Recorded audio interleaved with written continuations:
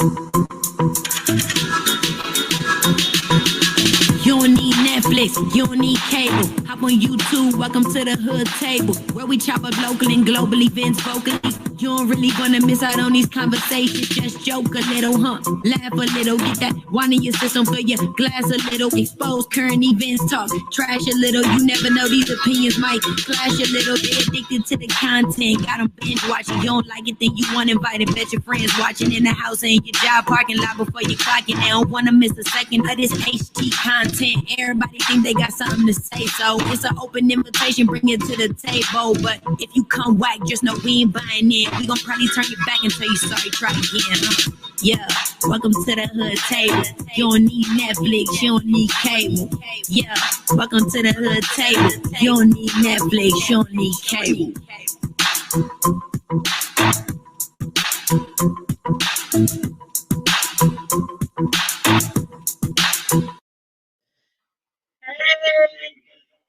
Hey everybody, how you doing? What's up? What's up? Come on in. Make sure y'all hit that like button. Thumbs up the live. Thumbs up the live. Please and thank you very much. I see we got somebody already in the chat. What's up, Edward? McPhee, what you say now? You said, what's up, Cinnamon? Love that cake you made. Thank you. You welcome. The 16-year-old who I made the Sweet 16 cake for, she was thrilled. She loved it. Y'all saw her on the camera when I was recording me set up the cake and stuff at the location. She was like, thank you for my cake. You said you can't wait to talk to you in a real conversation. Oh shoot, ain't we having real conversations? This is the hood table. We can have real conversations. What kind of real conversation you talking about?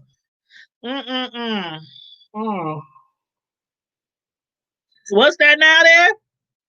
Sexy ass, and by the way, I'm 30. Ooh, 34. You a child. Ooh, wait. 34, no kids. That's hard to come by these days. I don't know whether to say congratulations or maybe one day you'll be blessed with a kid. But hey, everybody, come on in. Make sure you again hit the like button. Make sure you share the video. Make sure you subscribe to the Hood Table if you're not already subscribed. Now, those of you who did get a chance to watch P Valley last week, I know some people were able to. I know it officially wasn't supposed to come back on to tonight officially, but some people had ways to watch it before now. I didn't want to. I wanted to wait and just watch it, when it came on cable, when it came on Stars on August 30th. That's when I wanted to watch it.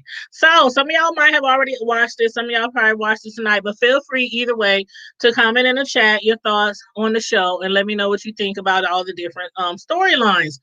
I don't know where to start off. There's so much stuff going on this show. As usual, make sure you start off giving me 1 through 10. How do you feel about this show? Give it a 1 through 10 on the scale. Did you love it? Did you not love it? Do you think they could have did better?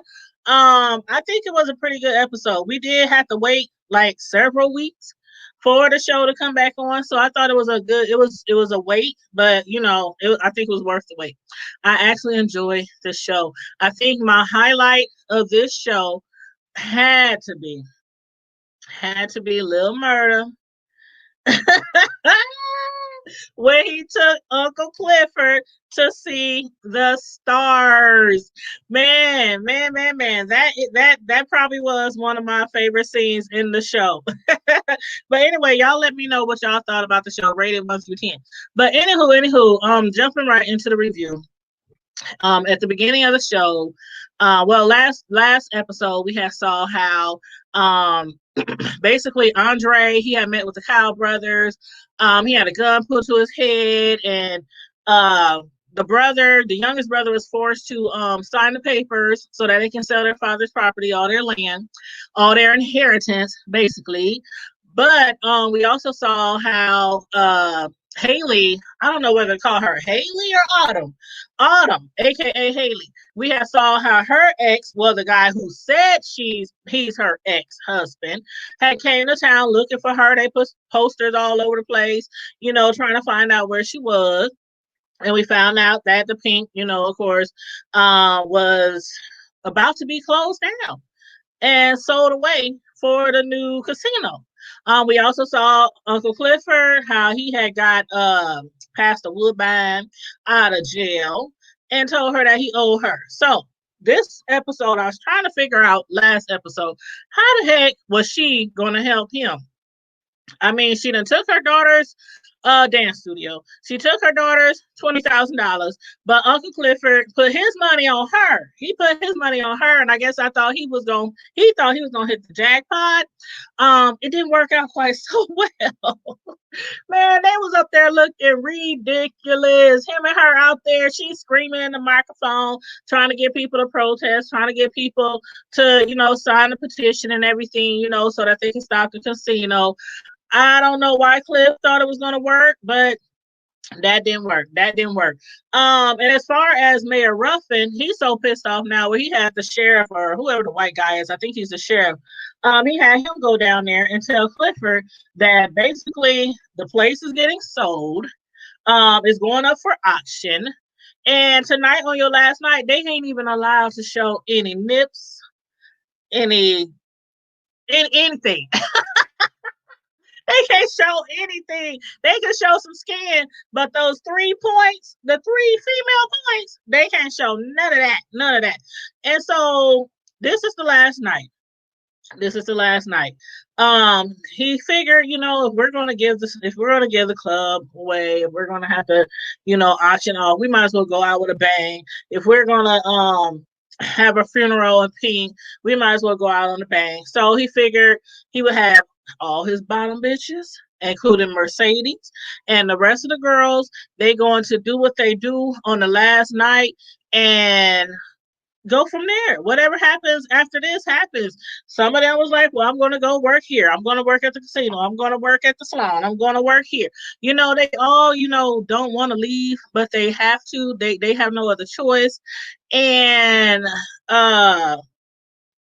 Edward McAfee, you don't look... Okay, you on a whole nother... You on a roll, ain't you? You on a roll. You just ain't gonna let me get through this review without telling me all your 411, huh? But anywho, Sister Woodbine and Clifford, I forgot what I was saying.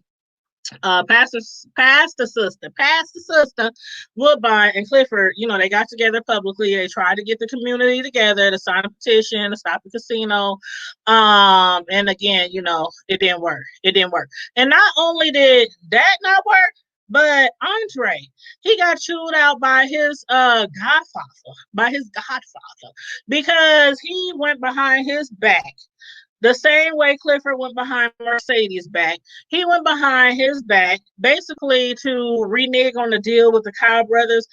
He was in his fifis, and you can't blame him. He had a shotgun pulled on him, and the other brother was forced to sign the documents. Now, of course, he knew that wasn't right. So what he did was he reneged on the documents, called the brothers down there, told them what it is going to be. They're going to end up leasing the property. So the younger brother got what he wanted. After he got whooped up on, did y'all see his face? Did y'all see that child's face? His face was toe up. I was like, God dang. I remember when they were at when they had the meeting and they wanted him to sign the papers and they put the gun to the black dude Andre's head. It was, acting like they was going to kill him. But I guess due to Andre going behind their back and reneging on the agreement, he was on an ass whooping, and the ass whooping he got, his face was jacked up. He was toe back. I was like, oh my God, I feel so sorry for him. But in the end, he was like, I took one for the team. I still got my lease, so he got what he wants. So, oh well, he'll heal up, huh? But again, like I was saying, Andre went behind his godfather's back. Mercedes, when she found out that Uncle Clifford went behind her back and that he was in cahoots with her mother, Pastor Sister Woodbine. She went off on him too, but it didn't work anyway. I'm like, Mercedes, she was trying to get mad. She was trying to, act like Clifford done stabbed her in the back. But when she saw how sad he was, I mean, he was really like in tears and he was like at his weakest moment.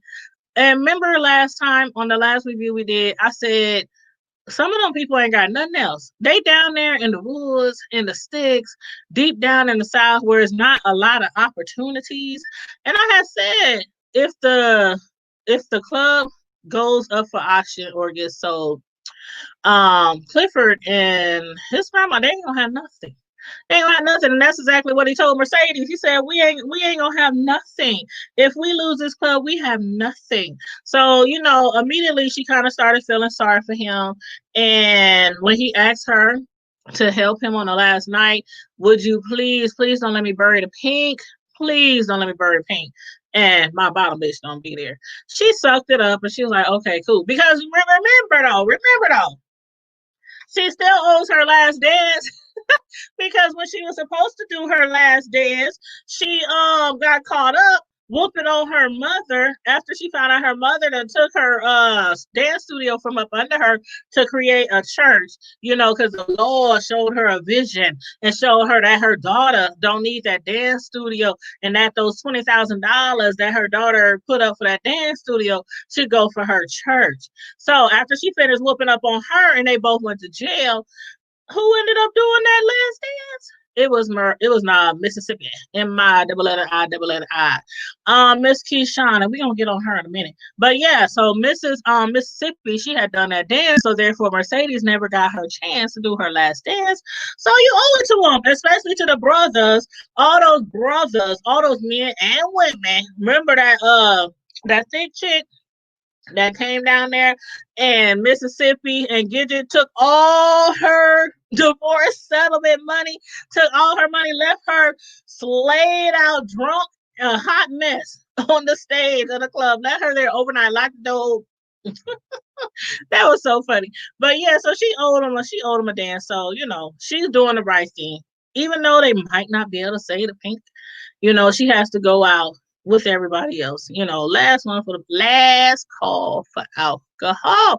But my thing was, when Mercedes and Autumn was sitting around, and after, Mercedes talked to Clifford, and then Autumn showed up at the club.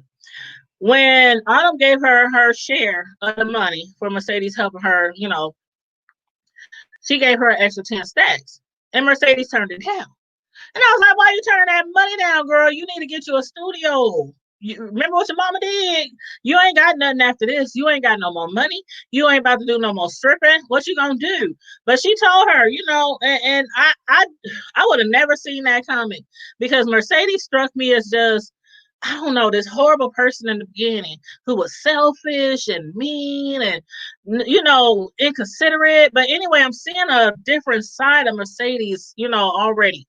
And so she told her, I don't need that extra money. Keep those other 10 stacks. I got something else up my sleeve. You keep that other 10. You told me I would get 10 and that's all you're supposed to give me. But what I was wondering was like, why wouldn't they give that money to Uncle Clifford? And if Autumn has so much money to throw around, because she didn't even have to be helping Mercedes. Autumn needed help too, to get some more IDs and go to a lot more banks and woo. But she got all that money to throw around, toss around, extra $10,000 to just get a Mercedes. Talking about that's a what does she call it? A farewell offering or something like that. I'm like, you got all this money, but you couldn't give any to Uncle Cliff? I don't know. I don't know. I would have thought that she would have helped him out some type of way.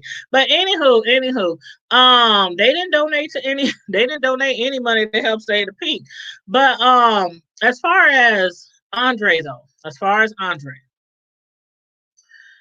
who child? Obama. Did you hear? They called him Obama when he came to the club to see Autumn. They said, okay, Obama, you can go in. But yeah, that's the first thing I think of every time I see him since he played that part. But Andre. He kind of shocked Autumn when he showed up at the club. Mercedes was like, call old boy, call him up and tell him what you want, child. But he's married. He's married. And Autumn don't feel she don't feel like she should try to, keep leading him on or anything like that because she don't want to destroy a home. She don't want to break up a happy home. Even though we know the home don't seem to be too happy, but they still married. So she declined that offer. But he showed up anyway. Showed up anyway. And when she took him in that back room and started dancing for him, whoo child. It was hot and steamy. Hot and steamy. Why he had to have his phone on? Like, when you go see another woman, you ain't supposed to have your phone off. You're supposed to turn it, not even have it on vibrate. You're supposed to turn the phone off. His wife was blowing up his phone, blowing up his phone, blowing up his phone. Till Otto was like, answer the dang phone. It could be emergency. And remember, last episode, I said I really think his wife is going to pay him a visit. She is going to drive from Atlanta to Mississippi and pay him a visit because she thinks that something is up. And I tell you, she sure did. She came down there, called him. Where you at, boo? He talking about he at the hotel. He at the telly. No, you not because I'm here. She's sitting right on his bed, asking him where he at, and he talking about I'm there in the hotel room. I'm not even gonna ask how she got in there. I'm not even gonna ask. She done probably played one of those little roles at the front desk, playing the doting wife. I done lost my key, or I done came down here to surprise my husband. Please let me in. Whatever. Anyway, she got into the hotel, and he had to go in. He had to hurry up, and is that their last goodbye though? Is that their last goodbye? She called him last episode and told him, I just wanted to go up on the hill. I wanted to see the city, for one more last time. And he told her, why you leaving? You don't have to leave. He even told her this time, why you leaving? You don't have to leave. But she, I gotta leave. And the wife calls and interrupts their passionate. I don't even know if they were about to get it all the way on or not. Would she do that since she was so, thinking about his wife earlier, not wanting to break up a happy home? So I don't know if Alden was planning to go all the way with him or not. Y'all let me know what you think. But anyway, when he got home, that scene with him and his wife, y'all better know, like I know, that he wasn't making love to his wife. He was there with his wife, but he wasn't making love to his wife. Boy, he was giving it his all and all. His wife was up there trying to run. He was like, don't you run from me, girl. Get back here. Don't you run from me, man. He was putting it on her, putting it on her something good. And then afterwards, she goes, like, you miss me? He didn't even say nothing. He didn't respond. He said, I gotta get in the shower. Because he ain't thinking about her. He ain't really thinking about her. And when he told her to shut the hell up, I thought he was going to flip out on her and ask her, why the hell you down here? Why'd you follow me around? Why, you don't trust me? The whole spiel that guys give to their wives or their blues or whatnot. But anyhow, he just tried to shut her up. He just wanted to shut her up because he didn't want to hear her mouth. Figured he'd give her something that she ain't been having in a minute since they've been staying in two separate places and shut her up and put her to bed. Now, is she going to go to bed? Is he going to leave the hotel? Is he going to find his way back to the pink?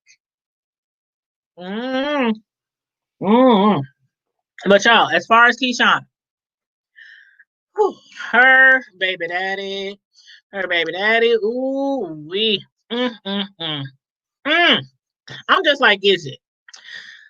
You ask yourself when you see people get continually beat up and abused by their men. And the fact that this is a white man and it's a black lady, a black beautiful lady, Mississippi, aka Keyshawn, is beautiful. The fact that he's white,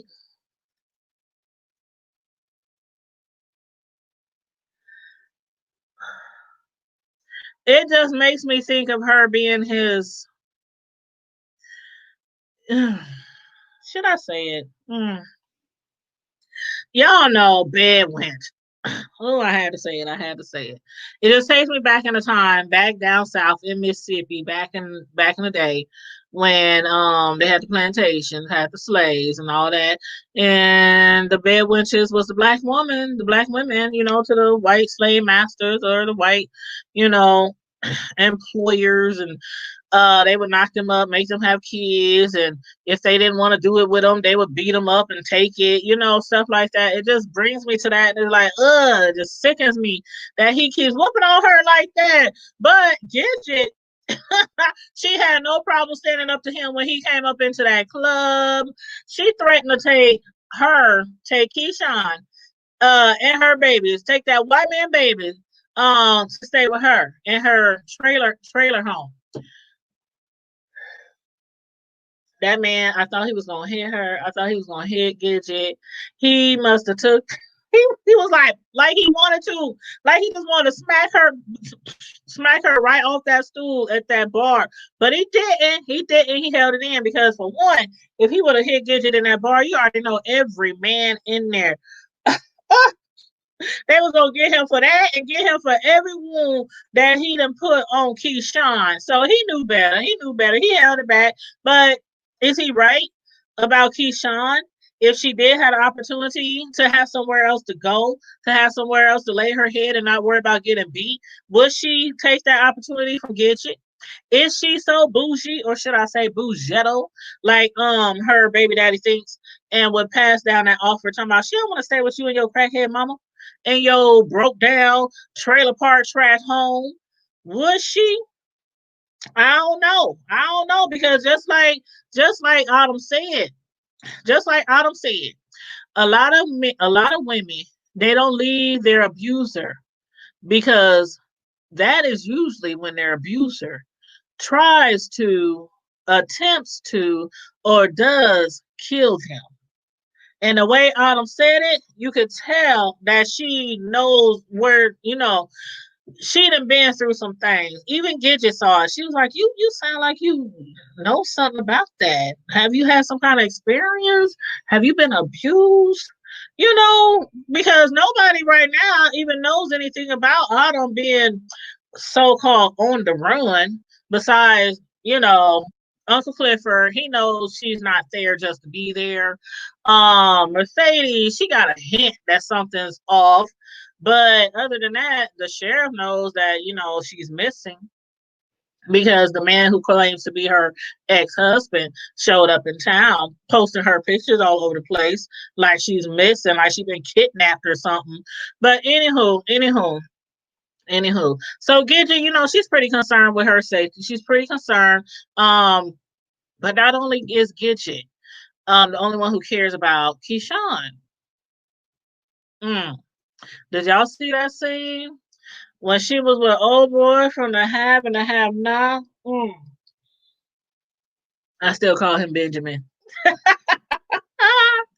Man, y'all saw him giving her that necklace for protection. And then he was trying to look all shy and all bashful. He was like looking like a little old boy, a little old church boy, a little old school boy. Like he don't know what it's like to be around a woman. Man, I was like, oh my God. If they don't hook up and just get together. But anywho, the kiss that they almost shared was ruined because Gidget done burst through the door. Talking about her dude who ain't gonna be able to come to the performance, or she was going off about something. He's going off about something.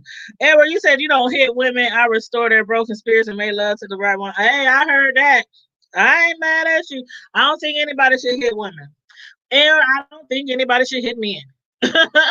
Either way it goes. I think people need to keep their hands to themselves, or walk out or through the door and don't come back if that's the way it gotta be. But yeah. So anyway, let's get to this scene.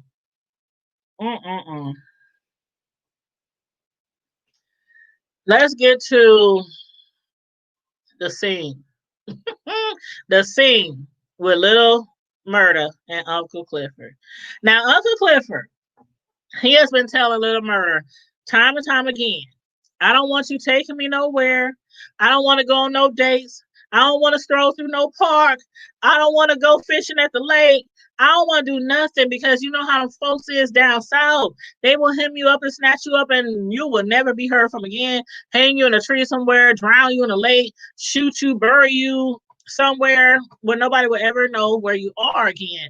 And so, Little Murda, he's been listening. He's been listening, and he ain't really been pressing it.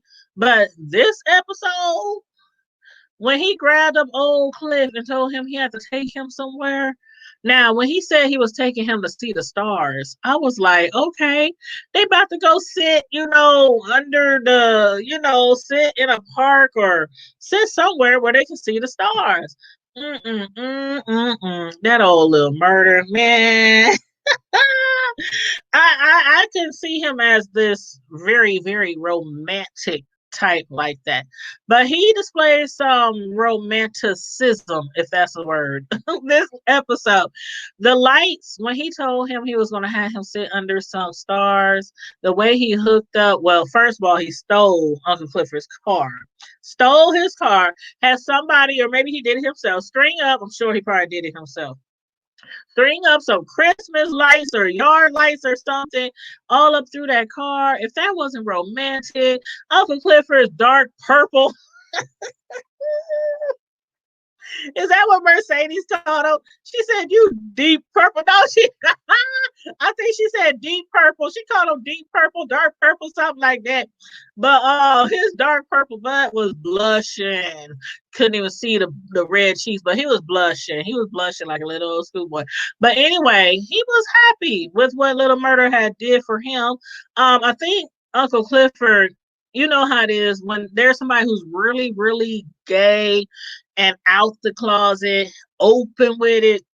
And then there's this like thug, gangster type, saggy pants, hood, Negro trying to holler at them. What they call normally trade or something like that.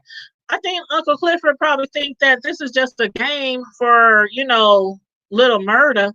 This is just something to do, in the moment type of thing. So I think that's why he was kind of hesitant also about, them being a thing or people seeing them or knowing that they together.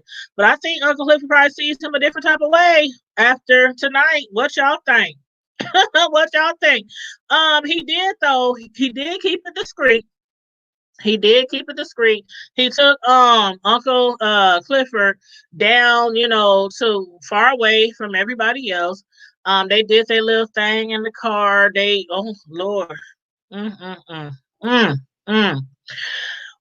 child, they had that car so hot and steamy and foggy. And the thing about it though was, not only did Little Murda take him somewhere discreet where they can still be romantic, even if it wasn't a backseat of an automobile. It was kind of romantic nonetheless. And not only did he take him there to get it on or nothing like that, but he was acting really sincere. Like, how you doing? I know you're going through a lot of stuff. I know you need to get away.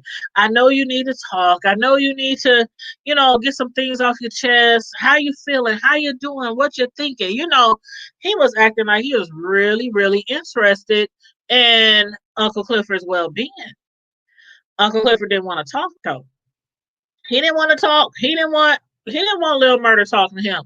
But he allowed Little Murda to do some other things to him. Those windows. Hey, Auntie Turned Up. You said you ain't seen it yet. I'm done, child. Child, the things they was doing in the backseat of that automobile that was lit up like the stars. I'm like, Little Murda, put some stars in my car. I don't care. That man is fine with all that gold and all that country gold in his mouth, looking like he got a grill, a mouthful of grill like Nelly. Remember that song, Grills? But anyway, when Little Murda and Uncle Clifford returned back to the pink. Now, you saw how they showed the scene, how they kind of angled the camera where it was pulling back from the car, and it had the wide screen. It was showing the whole city. It was showing the pink over the pink club, and then a hill. I just knew somebody was on top of that hill looking down on Lil Murda and Uncle Clifford. But they didn't get caught. I'm like, somebody got to be there recording, taking pictures, something. They done got caught. They done got busted. But they didn't get caught down there. They got caught slipping back in the back of the pink. They got caught slipping.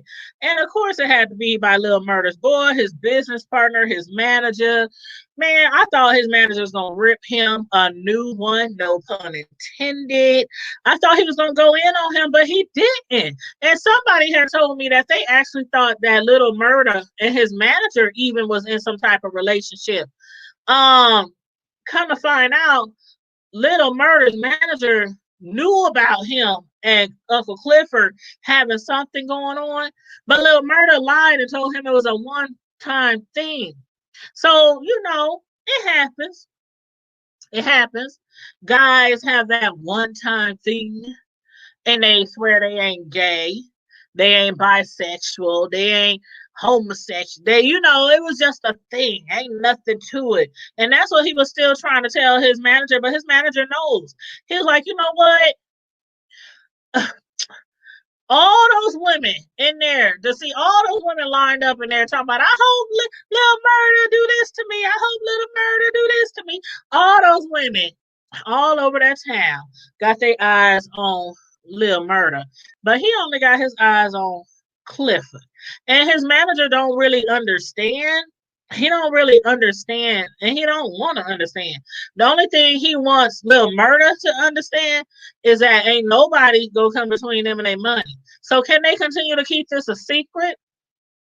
Can Little Murda and Clifford continue to keep this a secret? Because from what the manager is saying, if it gets found out and they money, they start having money problems and making money in those streets, then it's gonna be a problem. So, I don't know, child. I don't know. I don't know. Hold on. Ooh, what the hell? Ooh. What's going on in the chat, child? Ooh, you said it's gonna unfold. Jacob Henderson said, no, you don't think they're gonna keep it a secret? Oh, what is y'all talking about? Shut your teeth, shut the fuck. Oh, am I missing something? Oh. Okay, okay. I don't know what y'all talking about in the chat, but I'm gonna keep pushing. I'm gonna keep pushing. But anyway, y'all let me know what y'all thought about the different storylines in the show tonight.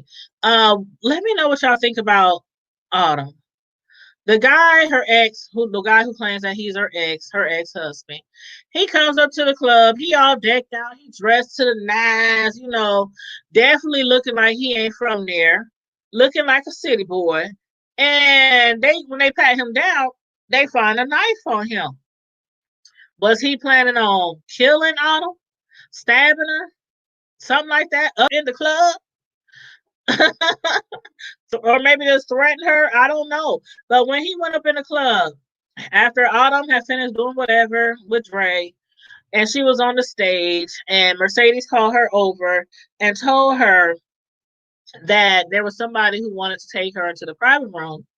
Mercedes was like, come get this money, girl. Come get this money. But when she realized who it was, I was like, Mercedes, you don't see it? You don't understand? Look at Autumn's eyes. Look at the fear in her eye. Like, what? She missed it. But then I was like, oh no, she see what's going on. But then she got distracted by her friend who she was looking forward to coming to the club. But still, I was like, the way she was looking to the side, like she was going to go back there and possibly, find out, Autumn, are you okay? Is everything all right? I don't know. I don't know. But anyway, y'all let me know what y'all think gonna happen with Autumn and with the ex-husband. Is he gonna try to hurt her or not? And also let me know, do y'all think Lil Murder is going to get stage fright when he comes out on the stage? I love the music that they were playing. I love the music they were playing when Little Murder was coming out to the stage, when he was looking out at the stage, and the music they were playing when Autumn was walking back into the private room with her ex-husband. I love that music. It was kind of eerie at the like they was taking a walk on the Green Mile. Remember the show The Green Mile? But yeah, I'm like, what? I don't know. Y'all let me know how y'all feel about that. Let me know what y'all think is gonna happen, especially with Mississippi. Now her man, her baby daddy, is up in the club. Let me know what y'all think gonna happen with Mississippi. Is her man there to clown? Is he gonna keep it cool? Is he gonna make a scene? Because what I believe is gonna happen, Little Murder and Little Mississippi, they gonna get up on the stage and she gonna dance, he gonna rap, they gonna do their thing, what they've been doing. She did say that she thinks she's in over her head. Because I mean, you saw the bruises on her, you saw the marks on her all over her arm. She was pretty beat up. Yeah, and over her head. All her friends, her co-workers, even Lil Murder was like, "How you think your baby daddy gonna feel about this? We putting on the front like we really together for social media." We see how he feels. She had dark bruises all up and down her arm. She even needed help getting them covered up by their seamstress. So y'all let me know what y'all think is gonna happen to that. You said you hope he don't hurt her. I hope not either. I really hope. I hope somebody stomp a hole in his butt. That's what I'm hoping. That maybe the guy who gave her the necklace, the bouncer, maybe he will get the opportunity to stomp a hole in him. You know what I'm saying? But I don't know, y'all. I'm up here trying to think, like, how the heck is they gonna save the club? How the heck is they gonna save the club? What's up, Slide Jones? How you doing? How you doing? We just up here reviewing P Valley. But yeah, how do you think? Do y'all see them saving the club? Some gotta happen because the whole show is about the pink, right? It's about Uncle Clifford and the pink. So some gotta happen, some gotta give. I don't know what it is quite yet. I still keep having a feeling that Autumn might come through with some of that money. But then when the dude, her ex, came up in a club and she said, "I shot you." He said, "You didn't shoot me good enough because he ain't dead. He's still there in the living flesh." And then he was like, "Where's my money?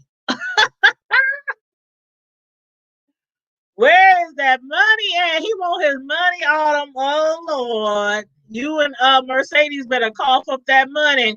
But I don't know, y'all. I don't know. Y'all let me know what y'all think about the show. Make sure y'all hit the like button.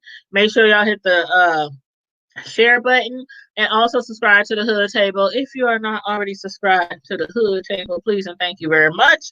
On that note, everybody, that is my review. You said you liked the bouncer. I like him too. I like him too. I mean, I continually have been watching the Have and the Have Nots over all the seasons since that show first started. So I love him on that show. The Have and the Have Nots will also be returning very soon. I think at like the beginning of September, I think. So again, as usual, I'm going to be doing reviews on the Have and Have Nots as well, and that's where we see some more of his name on the Have and Have Nots is Benjamin or Ben.